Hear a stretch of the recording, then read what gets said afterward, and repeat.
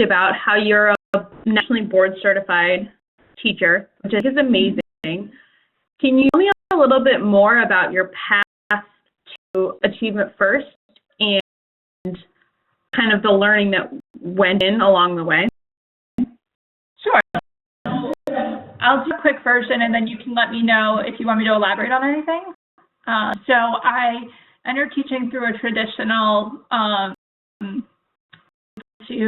like a master's in ed program for social studies history, and I taught New York City public schools for 4 years and Board of Ed schools. And then I went to graduate school, which was kind of a hiatus from this for 3 years, and then returned to teaching after that at Achievement First. And I didn't know much about charter schools or the charter school landscape. Amistad Academy is a kind of institution in New Haven where I was living. And the high school was only a year old at the time when I joined. I came on board as a history teacher. I think, New York City teacher. I was very growth oriented, so I did a couple of Gilder Lehrman summer programs for history teachers, which I'd highly recommend. I did one with National Endowment for the Humanities, the Industrial Revolution, and spent over a month in England.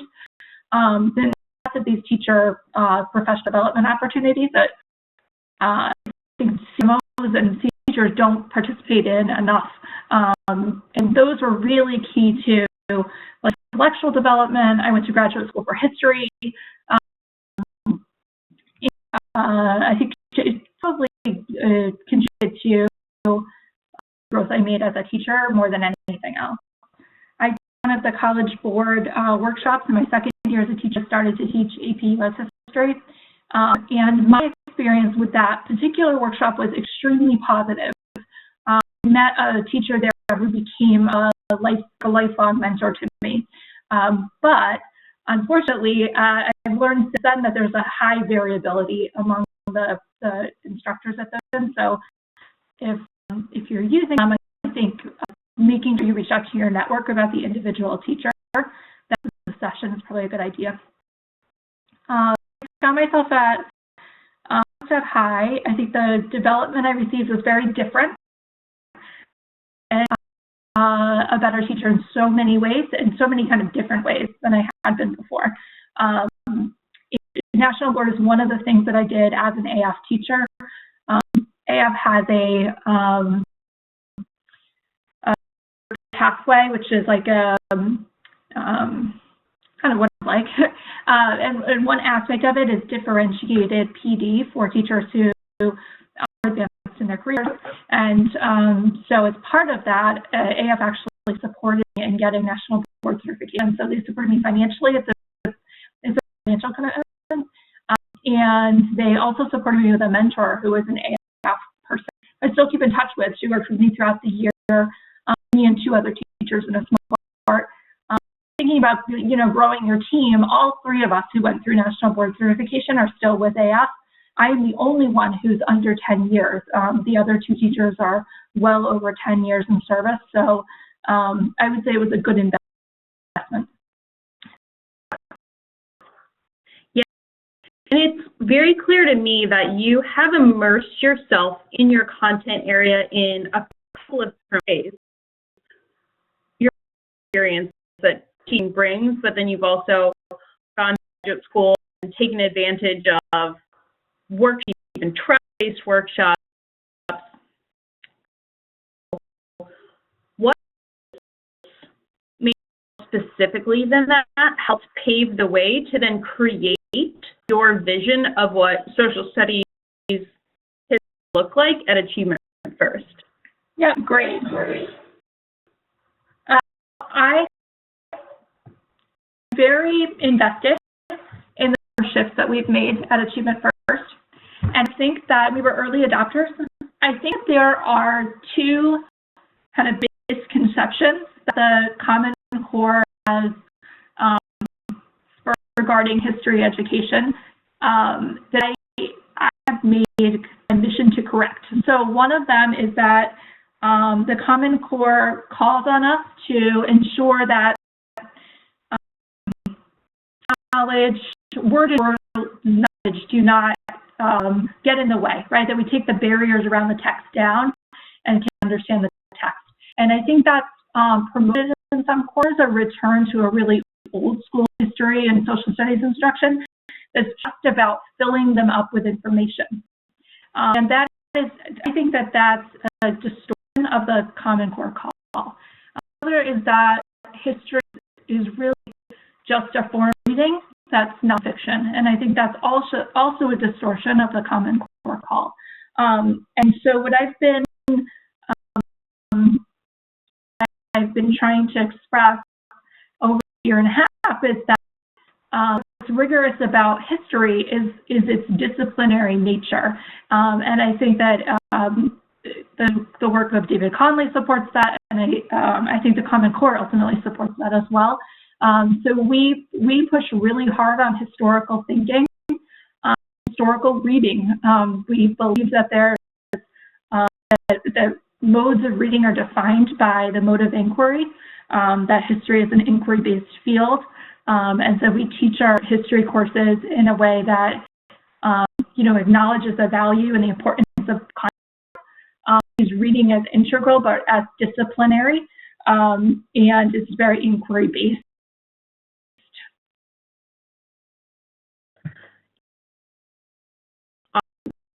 How your Common Core shifts to make it manifest. I am being your new teacher training for part of it, you talked a lot about how important it is for AI students to approach history as an historian would. Can you how kind of what matters in history is kind of thinking?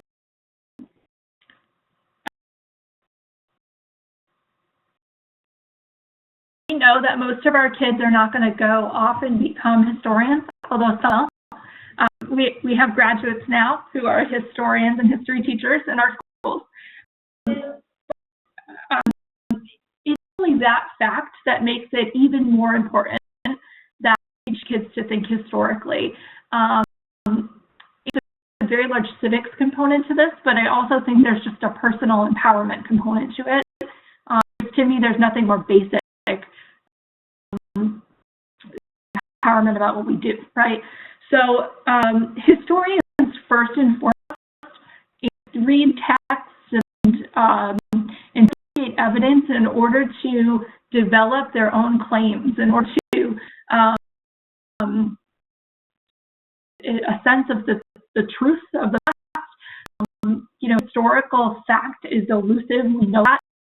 Historical is a challenging position in that separated from history by time and by space and by perspective, and we can never truly know it, but we still hear it, and we still try to know it, and we still try to present it and understand it in the most precise possible, and we want kids to do that too. We want them to develop the kinds of thinking skills that are involved in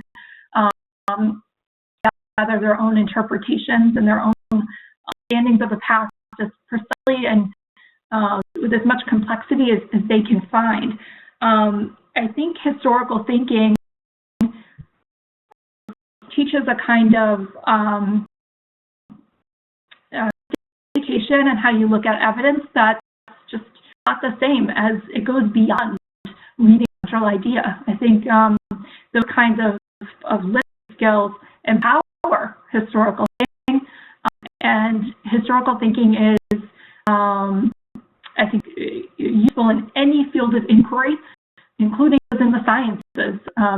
It's especially, they're at once both like disciplinary, distinct, and important, and I think have this underlying quality with any kind of inquiry that like the vision and nuance of it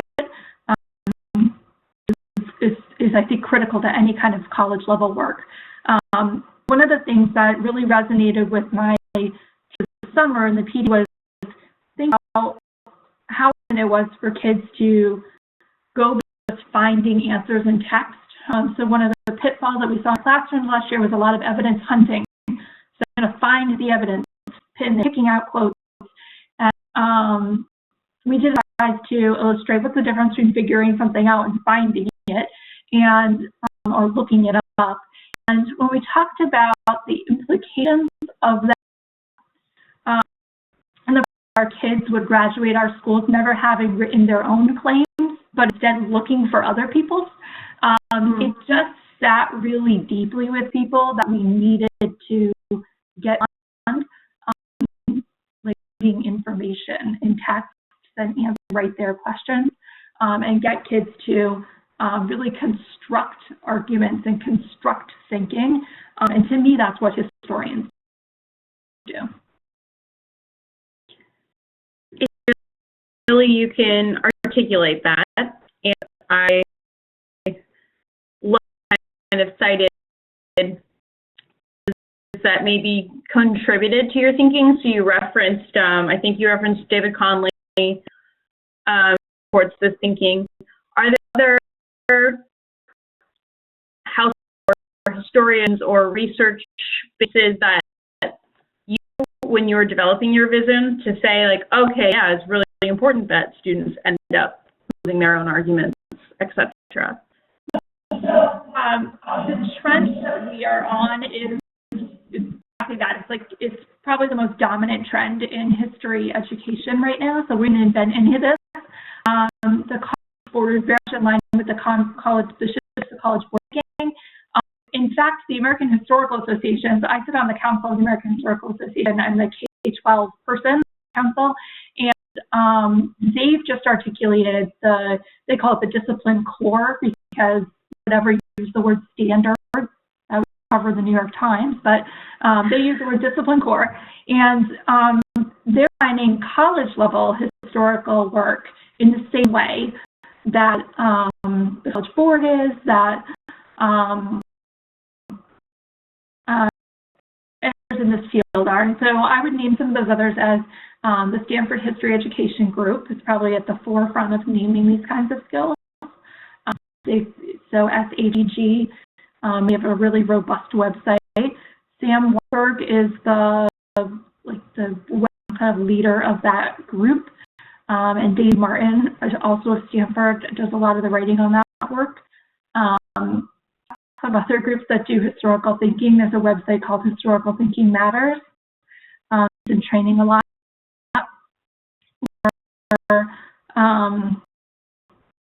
Our use the Gilder Lehrman Center, the Gilder Lehrman Institute, and I'm taking a group of about 25 teachers and curriculum writers 2 weeks to the New York Historical Society, where we'll see their session called Teaching Literacy Through History. We've outsourced some of our PDs, one session now and one session in a couple of months with them. What I love about it is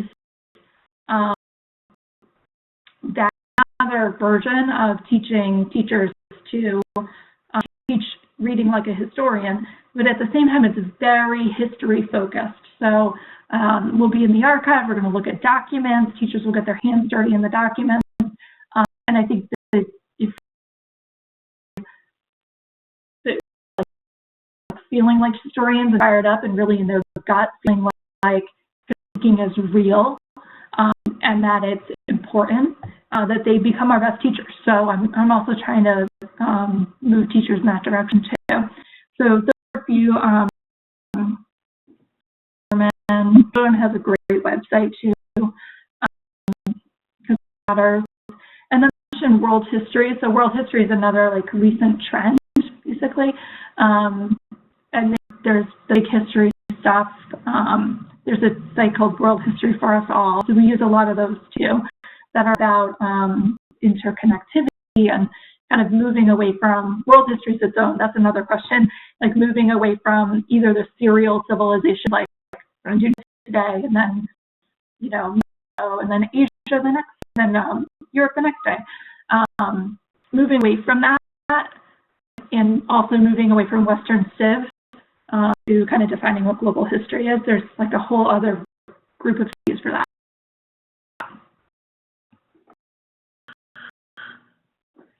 when you came to Achievement First, you were at first a teacher, and then you transitioned to teaching and learning team. The history program, and what parts did you feel kind of needed to change or evolve or, you know? Great. So, between few roles, I was an academic dean for 2 years as well. So I didn't teach my last year. Needed to change. So I came on board after a year-long vacancy in the position that I now hold. And there's also no associate director, so Achievement First is growing. And there was no one. There was like 0 people in the department. And dated, I did have to make many decisions about it needing to change. The target changed. The College Board changed all of their history curriculum, and we were back mapped from the board's curriculum. So I came in, and I didn't need to make any calls about that. The thing that changed when I came on board was that we needed to name history as inquiry-based instruction. We had that, and it was especially problematic in our middle schools, where we really were falling into those 2 pitfalls. Either drilling content. When I came on board, the 7th grade curriculum was more content-heavy than the 11th grade curriculum. They both are U.S. history, so there was more kind of picky stuff being taught in 7th grade than in 11th. And that's just, there's no reason to have a jam-packed course taught in the 7th grade. So where skill is really important. So the first thing we did, what would look like in history as an inquiry-based lesson, what that looks like, how content is taught in that manner, how reading is taught, and I think fundamentally that's probably been the biggest jump for our teachers. And of course, of the first year, stuck with the old, got people trained and accustomed to inquiry-based instruction. And then I held a retreat that net really wide because it needed to invest a lot of people. And a lot of people took part in creating like the bones of the new curriculum that's coming out, that people are in the process of experiencing now. In school, transition was sort of already underway because U.S. history had already transitioned. We only have high schools at the time. We have 5 now. So just any kind of changes are just easier when there are fewer people, and some of the work is more collaborative instead of coming down to the schools. I love you talked about casting a wide net at the retreat. Can you talk a little bit more about what it looked like to that was maybe already established in terms of there were some returning teachers, but less established in terms of having a curriculum, you know, everybody? Yeah, we could have a very long call about this. Change management for our middle school curriculum was the most, it was my biggest task last year. And I thought about it very much like a management task. So the first thing I did, as I mentioned, was create a vision around inquiry-based instruction, which I pitched at Summer PD.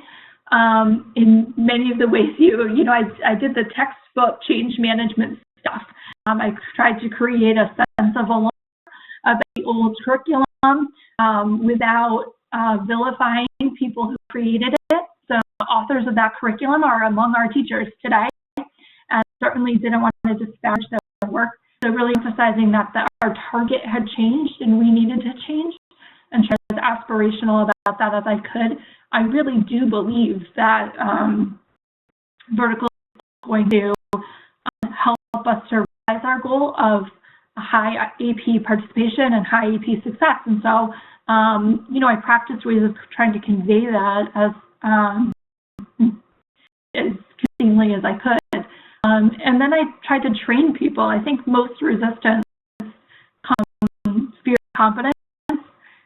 Teachers they're great and they want to be great, and they don't want their kids to suffer or their teaching to not be as good. So that this was going to be a way of teaching that was more challenging, inherently more challenging and new to people. And so I tried to deliver as much as I could over the last year to get used to it with the content. So there's no change to the content last year at all. I got time to have our retreat. I did cast, so when I held a retreat at pretty high expense for my department, but I thought that was worthwhile. So I held an over retreat with about people all together, about 10 from out of region. So we put them up, and we had social time, and we got very meta about our vision. Looked at some samples, so I brought in some curriculum from places. I'd done a little bit of research, and I presented a few, like, here's what this school does, and here's what this school does, and what do we see like? And we plotted it out. We started to plot out some bones, so people felt like collaborators, because they were. And it was not successful was that I people at all different levels. So some deans came. I invited principals. One came. All of the people who write curriculum came.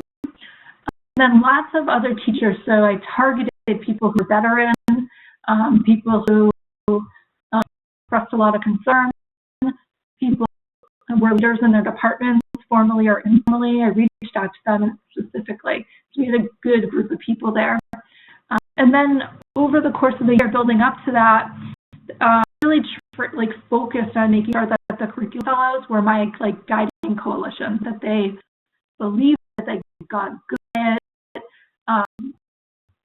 that by had gotten the create a new curriculum, that we were up to the task of creating something really good, because we could all buy in.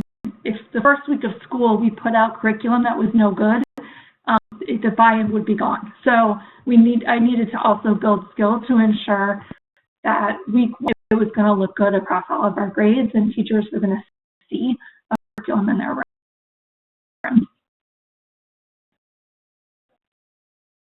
So interesting, kind of hearing the origin story. Makes me wonder now, what victories do you feel like you have, or are you most proud of moving into this kind of year 2 or 2.0? And then are there a big challenge that remains that you're tackling? Good question. So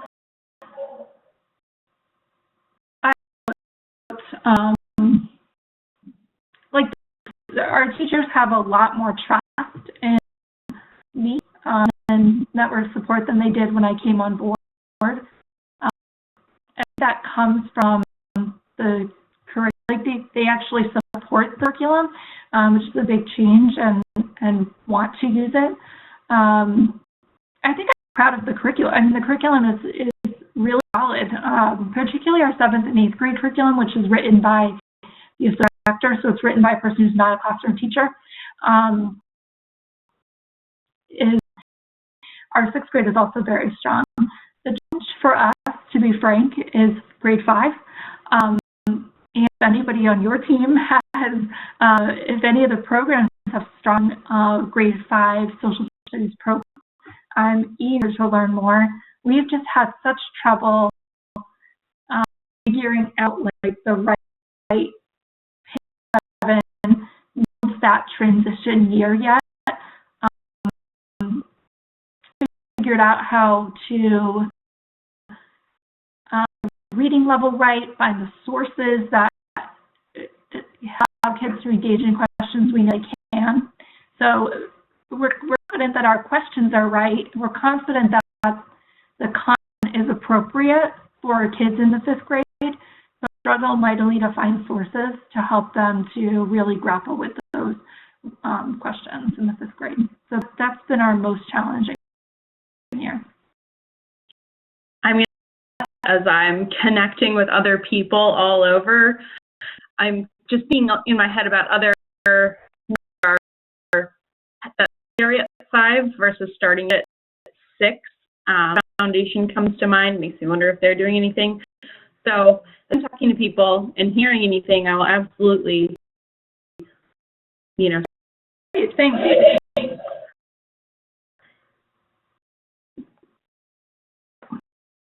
Someone at a much smaller charter school just beginning to start this work. So a charter school where there's a autonomy or sovereignty or whatever you want to call it, grade level by grade level, course by course, coming in to say, I'm actually going to create a vision for my school.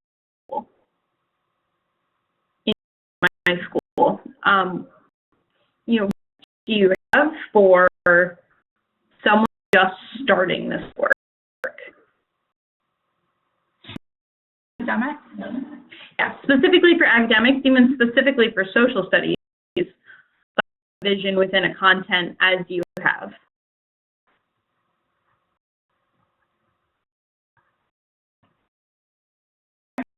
Yeah.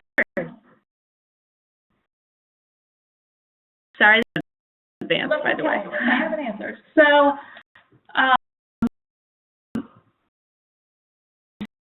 to be honest, you can tell me if you want me to get more granular, but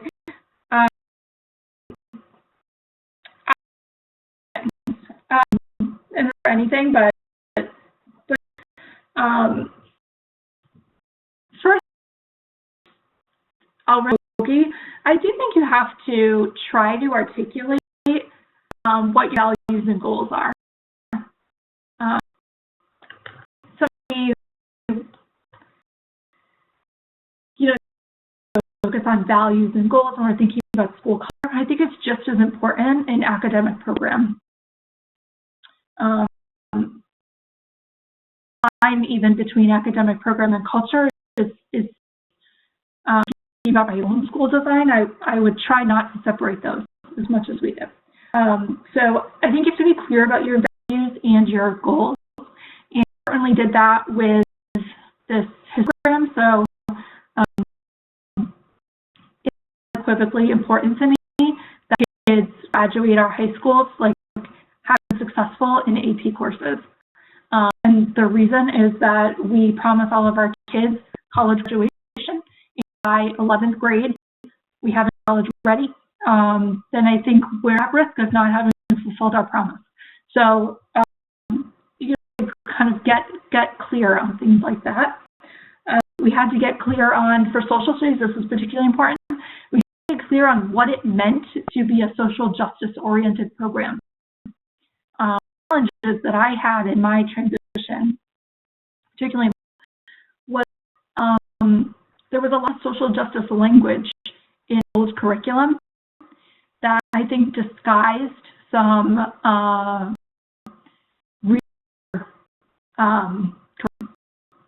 so gentle questions about whether something was just or unjust, which has a place, but have a huge place, and distracted from kids thinking about questions were of these things called just or these things they called unjust. We had to be clear about what we meant by social justice. Like, what does it mean to be a social justice-oriented program? We literally worked with the network, our AF leader for diversity and inclusiveness to how do we balance being really upfront about oppression with being really in finding and exposing agency, because standard historical narrative doesn't do that, particularly K-12 level. In college, that's not the case. That's why often kids go to college and they're like, why are you so different? Because the filter down to K-12 sometimes just erase of that really does exist at the academy level. So how do we make sure that we're not sugarcoating and at the same time that we're really presenting an empowering curriculum? Stories of contribution and agency and heroism. So we have to get clear on our values. I think that's one. And then I think you got to do your research. We did a lot of research before and into year one. I think it helps to deliver a quality product in terms of curriculum, program, PD, whatever it is, scope and sequence that you're developing. But it also helps you to create buy-in. I mean, in academic programming, you need to have some expert power. Really hard to get buy-in. So I think it is a role of leadership in this kind of work to make yourself an expert in kind of of your field. Thirdly, this might be related to the other two. I think in academic vision, you always have to think about the vertical trajectory of the child. So what's the program going to look like? Not just this static, like I'm going to have a good unit or that good unit, but what's the time for our kids and how are we building up to whatever it is that our goal is at the end? How are we defining college readiness in all the various ways that, intellectually, in terms of habits, in terms of knowledge, in terms of skills, and identity, vertically around our program so that we achieve. So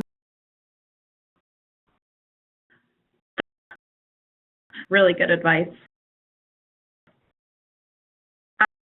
A ton more of your time because your wisdom is amazing, and I'm sure your time is really, really precious. That you think, like, I should know about social studies AF or anything else that you think would be just important for me to know moving forward?